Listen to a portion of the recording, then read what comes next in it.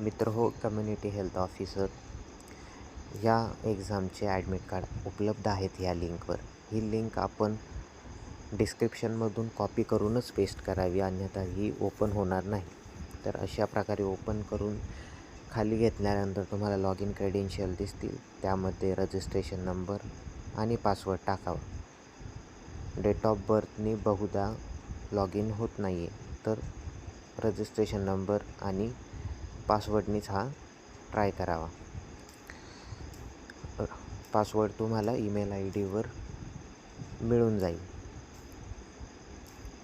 त्यानंतर अशा प्रकारे कॅप्चा भरून लॉग इन केल्यानंतर तुम्हाला तुमचे ॲडमिट कार्ड अशा प्रकारे मिळून जाईल.